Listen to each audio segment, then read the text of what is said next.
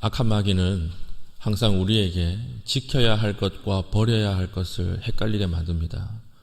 우리가 귀신이 들렸다 이렇게 이야기하면 공포 영화처럼 막 귀신의 소리가 나오고 막 이렇게 발작을 하고 그런 것 같지만, 대부분의 시험은 정서적으로 붙잡아야 할 것을 놓치게 만들고, 그리고 집중하지 말아야 할 것을 집중하게 만드는 것입니다. 성경을 전체 다 틀어보면 다 딱 세 가지 하나님께서 말씀하셨습니다. 하나님은 예배하라, 사람은 사랑하라, 물질은 사용하라, 이걸 말씀하셨거든요. 근데 악한 마귀는 이것을 썩어버리는 거예요. 하나님을 예배해야 되는데 뭘 예배하죠? 돈을, 물질을 예배하고, 사람은 사랑해야 되는데 뭘 사랑하죠? 하나님을 사랑하는 것이 아니라 돈을 사랑하고 가진 것들을 사랑하고 나의 권세를 사랑하게 만드는 것입니다. 물질을 사용해야 되는데 뭘 사용해요? 사람을 이용하는 거예요. 이렇게 살아가게 만드는 것이 악한 마귀의 유혹이라 할 수가 있는 것이죠. 오늘 사울도 마찬가지입니다. 오늘 사울도 하나님 앞에 지켜야 할 것과 버려야 할 것을 구별하지 못하고 있습니다. 무엇을 지켜야 합니까? 하나님 자신을 지켜야 돼요. 자기의 마음을 지켜야 되고, 하나님 주신 이 왕의 자리를 통해서 사명을 이루는 것을 지켜야 하는데, 지금 무엇에 집중하고 있죠? 자기 권세, 자기가 왕이라고 하는 그 자리에만 집중하고 있다고 하는 것을 알 수가 있습니다. 어저께 본문에 아들 요나단이, 사울의 아들 요나단이 아버지에게 내가 물어보겠다, 진짜 다윗 자네를 죽이려고 하는지 아니면 그냥 이렇게 하는 것인지 알아봐 주겠다, 이렇게 이야기를 하고 사울과 함께 식사의 자리에 참석하죠. 그런데 그 전 본문에 어떤 본문이 나옵니까? 사울이 다윗을 죽이려고 나마나역까지 쫓아갑니다. 그런 일이 있는데 그날 식사의 자리에 다윗이 왜 나오지 않느냐고 오늘 물어보는 거죠. 그러니까 이미 사울은 정상이 아니에요. 그 마음이, 그리고 정서적인 상태가, 정신이 정상이 아닌 상태라고 하는 것을 본문이 보여주고 있습니다.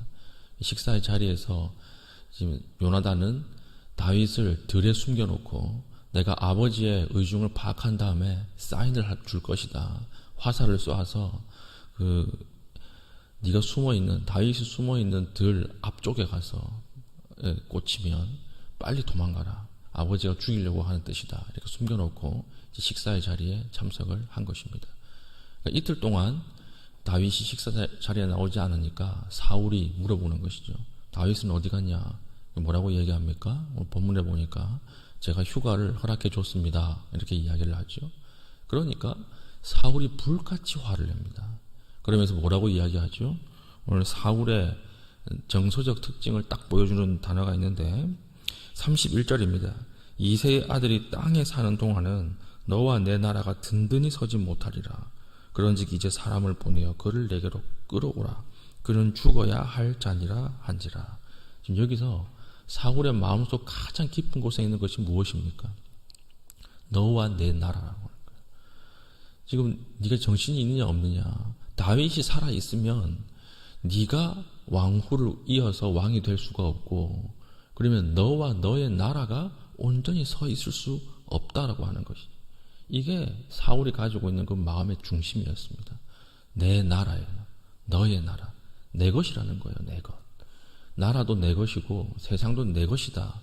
지금 나는 왕의 권세를 받아서 이렇게 살고 있지만 너의 나라도 나처럼 똑같이 유지되어야 할 것이 아니냐.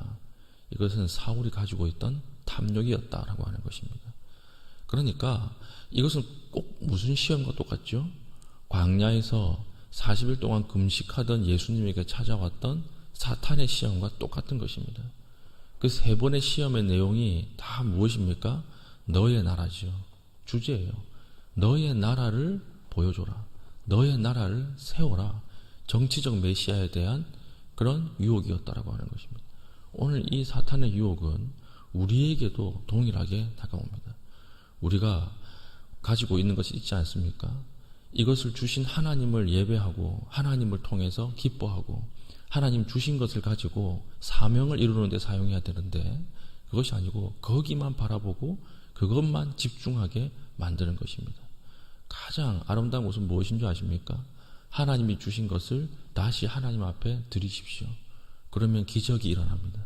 그러면 하나님이 일하시기 시작하신다라고 하는 것입니다. 사무엘을 보십시오. 사무엘을 한나가 제발 아들 좀 주십시오 기도하죠. 하나님의 아들을 주셨습니다. 그리고 그 아들을 다시 하나님 앞에 드리잖아요. 그러니까 이 사무엘을 통해서 시대가 바뀌고 역사가 바뀌는 일들이 일어나지 않습니까? 하나님이 우리에게 주신 것, 이것이 무엇인지 깊이 묵상하고 이것을 통해서 하나님 앞에 다시 드리실 수 있는 은혜가 있기를 바랍니다. 그럼 하나님께서 일하신다라고 하는 것이죠. 나에게 가지고 있는 건강이 있습니까? 물질이 있습니까? 자녀들이 있습니까? 이것만 탁 바라보고 이것 아니면 안 됩니다. 이거 가져가시면 안 됩니다. 이렇게 나가는 것이 아니라 하나님 앞에 이것을 가지고 마음껏 누릴 수 있는 믿음의 신실한 백성 되기를 축복합니다. 아멘. 그리고 또 35절 보니까 이젠 다윗과 요나단이 작별을 하는 장면이 나오죠. 보니까 사울이 다윗을 죽이려고 하는 것이 확실합니다. 왜 그렇습니까? 이 이야기 했다고 자기 아들 요나단에게도 단창을 던져서 죽이려고 그러죠. 그러니까 확실하게 죽이겠구나. 급히 그 길로 나가서 들에 활을 쏘는 거죠. 활을 쏘아가지고 뭐라고 이야기하죠? 이 37절 하반절 보니까 화살이 내 앞쪽에 있지 아니하냐, 이렇게 자기 이렇게 종에게 도와주는 이 아이에게 이야기하는 것처럼 이 암구어죠. 일종의 암구어.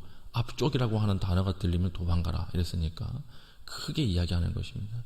앞쪽에 있지 아니하냐, 빨리 도망가라는 거예요. 빨리 도망가라. 그리고 38절 요나단이 아이 뒤에서 또 외치되 지체 말고 빨리 다름질하라 하매 빨리 도망가라, 이렇게 이야기를 하는 것입니다. 그런데 상식적으로 생각을 한번 해보십시오. 이게 요나단에게 좋은 일일까요? 아니죠. 요나단이 왕위를 계승하고 요나단이 왕의 역할을 이렇게 감당하기 위해서는 다윗이 없는 게 훨씬 유리합니다. 그렇지 않겠습니까? 세상적으로 보면 사울의 말이 맞아요. 다윗이 있으면 어떻게 너의 나라가 서겠느냐, 이 말은 세상적으로 보면 틀린 말이 아니에요. 그리고 요나단의 행동은 바보 같은 행동입니다. 나중에 왕위를 찬탈하고 역적을 지금 미리 살려두는 것 아닙니까? 자기 손으로 도와주는 것 아니겠습니까? 왕이 다윗으로 바뀌었을 때 요나단이 살 수 있을까요? 살 수가 없는 거예요. 그런데도 본인은 다윗을 도와주는 일을 스스럼 없이 하게 된다라고 하는 것입니다. 어떻게 이런 일이 벌어질까요? 우리는 이것을 보면서 우정에 대해서 강조를 하고 이것은 우정이 만들어낸 아름다움이다, 이렇게 말을 하지만 우정에 관한 이야기가 아니에요. 우정을 가장 강조하는 곳에서 일어나는 일이 무엇입니까? 배신과 사기예요. 우리가 남이가 이렇게 나오는 사람들이 있죠. 그놈이 진짜 남입니다. 그놈을 믿으면 안 돼요. 그러니까 우정을 강조할수록 배신과 사기가 많습니다. 다윗과 요나단의 관계는 우정에 관한 이야기가 아니라 어떻게 이런 일이 벌어졌을까요? 바라보는 신앙 고백이 같았다는 거예요. 바라보는 곳이 같았어요. 어디에 나오죠? 42절 요나단이 다윗에게 이르되 평안히 가라. 우리 두 사람이 여호와의 이름으로 맹세하여 이르기를 여호와께서 영원히 나와 너 사이에 계시고 내 자손과 내 자손 사이에 계시리라 하였느니라. 지금 이 둘이 똑같이 서로 사랑하고 서로 하나님 앞에 마음을 같이 했던 이유가 무엇입니까? 똑같은 곳을 바라봤기 때문에 그래요. 같은 하나님을 바라보고 같은 신앙을 고백했기 때문에 그렇습니다. 블레셋 장군인 골리앗과 싸울 때 다윗이 뭐라고 고백했죠? 너는 칼과 단창으로 나오지만 나는 이스라엘 하나님의 이름으로 내 앞에 나간다, 이렇게 이야기를 했고, 블레셋 군대와 싸울 때 요나단도 뭐라고 이야기를 했습니까? 신앙 고백이었죠. 전쟁의 승리는 사람의 많고 적음으로 이루어지는 것이 아니다, 이렇게 이야기를 한 거예요. 둘 신앙이 같은 거예요. 우리가 어떻게 일치를 이룰 수 있고 어떻게 화평을 이룰 수 있을까요? 그것은 딱 한 가지입니다. 바라보는 곳을 같게 만드는 거예요. 부부가 어떻게 하나님 앞에 하나 될 수 있겠습니까? 하나예요. 바라보는 곳을 같게 만들어야 합니다. 기찻길 아시죠? 기찻길 선로 위에 두 사람이 걸어가고 있으면 기찻길은 끊임없이 평행 일정한 간격을 유지하면서 나아가죠. 그러나 아주 멀리서 보면 둘이 붙어 있는 것처럼 보여요. 한 점을 향해서 계속 점점 가까워지는 것처럼 보입니다. 왜 그렇습니까? 끝을 같이 보고 걸어가기 때문에 그렇다라고 하는 것입니다. 부부와의 관계뿐만 아니라 우리 이웃과의 관계, 그리고 자녀와의 관계도 오늘 우리가 필요한 지혜가 무엇입니까? 마지막 바라보는 곳을 같게 만드는 거예요. 신앙 고백을 같이 만드는 거예요. 이것이 달라지면 언젠가는 다른 곳을 바라보게 되어 있습니다. 언젠가는 서로 다른 곳을 걸어가는 것을 보게 되어 있습니다. 오늘 같은 곳을 바라보지 못하는 상황 가운데 있다면 하나님께서 영혼의 눈을 열어주셔서 서로가 같은 곳을 바라보게 해달라고 기도할 수 있기를 바라고, 또는 우리에게 오늘 만나는 모든 사람들에게 같은 곳, 같은 신앙 고백으로 교제할 수 있는 은혜를 달라고 기도할 수 있기를 바랍니다. 오늘 말씀을 정리합니다. 오늘 요나단에게 사울이 격분하면서 지금 나는 사울과 같은 모습으로 서 있지 않은가? 주신 하나님을 바라보는 것이 아니라 하나님이 주신 것에 집중해서 그것을 가지고 온 나의 힘과 마음을 다 쓰고 살지는 않는가?